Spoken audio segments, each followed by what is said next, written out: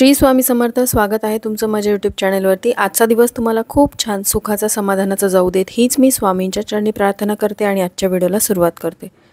तर बघा, आजच्या या व्हिडिओमध्ये 28 ऑक्टोबर रोजी म्हणजेच कोजागिरी पौर्णिमेच्या दिवशी आपल्याला मुलांवरून एक वस्तू ओवाळून टाकायची आहे. तर ही वस्तू कोणती आहे, कोणत्या वेळेमध्ये ती ओवाळून टाकायची आहे, त्यानंतर त्या वस्तूचं काय करायचं आहे, ही संपूर्ण माहिती मी आजच्या व्हिडिओमध्ये शेअर करणार आहे. त्यामुळे व्हिडिओ स्किप न करता शेवटपर्यंत बघत राहा.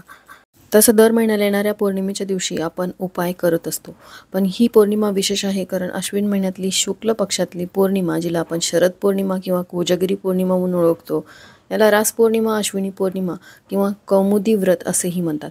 शरद पौर्णिमेच्या दिवशी चंद्र पृथ्वीच्या अगदी जवळ असतो, त्यामुळे तो अधिक तेजोमय आणि आकाराने मोठा दिसतो. यंदा ही पौर्णिमा 28 ऑक्टोबरला साजरी केली जाणार आहे, परंतु या दिवशी वर्षातलं दुसरं आणि शेवटचं चंद्रग्रहण देखील असणार आहे. तर बघा, कोजागिरी पौर्णिमेच्या दिवशी देवी लक्ष्मी पृथ्वी तलावरती अवतरते असं सांगितलं जातं. तर चंद्रापासून निघणाऱ्या शीतल किरणांमुळे त्याचं महत्त्व आणखीनच अधोरेखित होतं. कोजागिरी पौर्णिमा 28 ऑक्टोबर 2023 रोजी पडत आहे, पण या दिवशी चंद्रग्रहण असल्याने संभ्रमावस्था निर्माण झाली आहे. ग्रहण काळ तसाही खूप अशुभ समजला जातो आणि ग्रहणामध्ये केलेली सेवा उपासना तुमच्यासाठी खूप फलदायी ठरू शकते. म्हणूनच आपल्याला आपल्या मुलांसाठी एक उपाय करायचा आहे. तर शरद पौर्णिमा शनिवारी 28 ऑक्टोबर रोजी पहाटे 4:17 सुरू होणार आहे आणि रविवारी 29 ऑक्टोबर रोजी मध्यरात्री 1:53 समाप्त होणार आहे.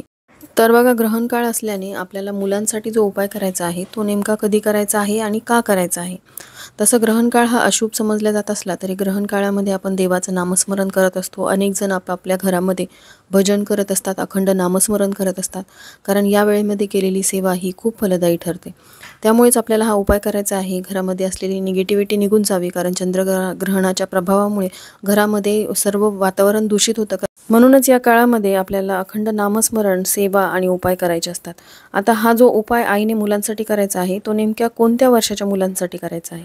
तर अगदी छोट्या बाळापासून ते मोठ्या मुलांपर्यंत, म्हणजे अगदी तुमची मुलं नोकरी करत असतील तर त्या मुलांसाठी सुद्धा तुम्ही हा उपाय करू शकता. तर बघा, मुलांच्या बाबतीत बोलायचं झालं तर अगदी तान्ह्या बाळापासून आपण सुरुवात करूयात. की एखादं हसरं खेळतं बाळ असतं, पण अचानकपणे ते रडायला लागतं, काही केल्या ऐकत नाही, खूप किरकिर करायला लागतं, खात पीत नाही.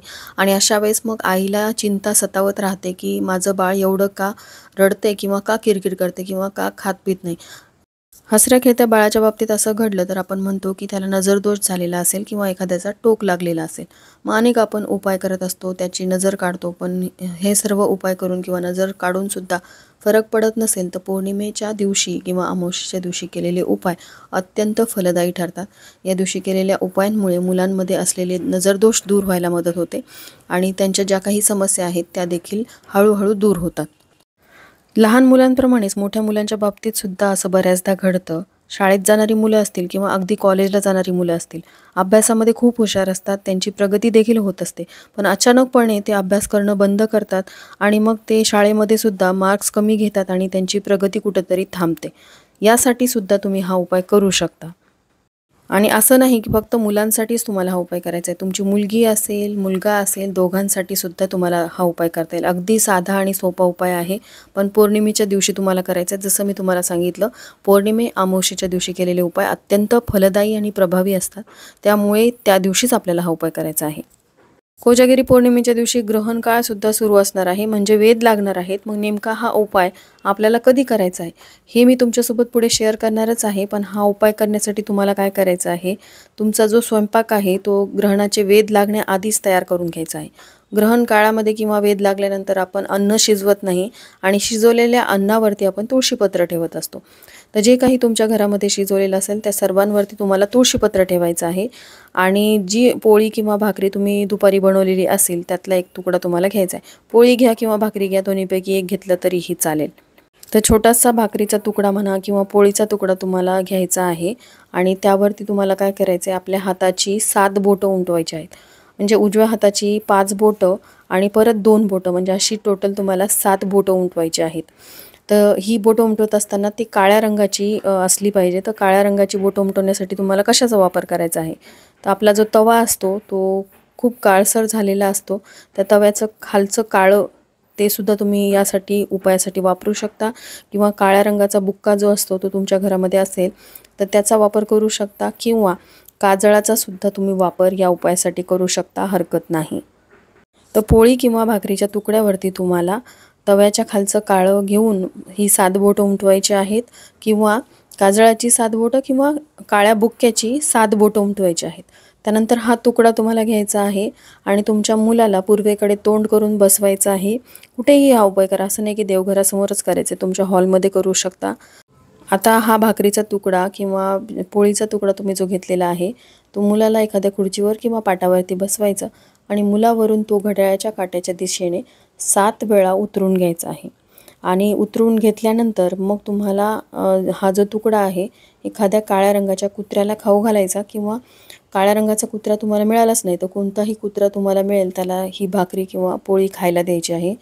आणि अगदीच तुम्हाला कुत्रं मिळालं नाही तर मग अशा वेळेस काय करायचं, बाल्कनीमध्ये किंवा गच्चीवरती तो तुकडा तुम्हाला ठेवून द्यायचा आहे। पण अशाच ठिकाणी ठेवा जिकडून तो कोणाकडून ओलांडला जाणार नाही, कारण आपल्यामुळे इतरांना त्रास व्हायला नको याची काळजी तुम्हाला घ्यायची आहे।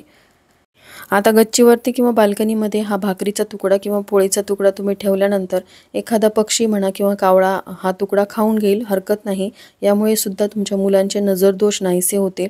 पण जर तुम्हाला पौर्णिमेच्या दिवशी काळ्या रंगाचा कुत्रा मिळालाच तर त्याला तुम्हाला आवर्जून हा भाकरीचा तुकडा किंवा पोळीचा तुकडा खाऊ घालायचा आहे।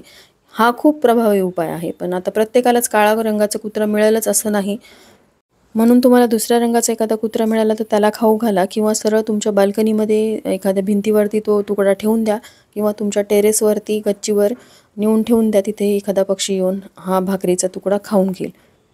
आता ग्रहण काळ असल्यामुळे नेमका कोणत्या वेळेमध्ये आपल्याला हा उपाय करायचा आहे। आता ग्रहण रात्री उशिरा सुरू होणार आहे, पण ग्रहणाचे वेध जे आहेत ते दुपारी 3:14 सुरू होणार आहेत।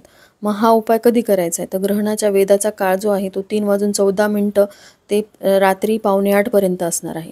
त्यामुळे या वेळेमध्ये तुम्हाला हा उपाय चुकूनही करायचा नाही। 7:45च्या नंतर म्हणजे रात्री 8 ते रात्री 12 पर्यंत तुम्ही हा उपाय कधीही करू शकता। कोजागिरी पौर्णिमेच्या रात्री तसंही आपण जागरण करणार आहोत, नामस्मरण करणार आहोत, भजन करणार आहोत। देवांना आपल्याला या दिवशी हलवता येत नाही।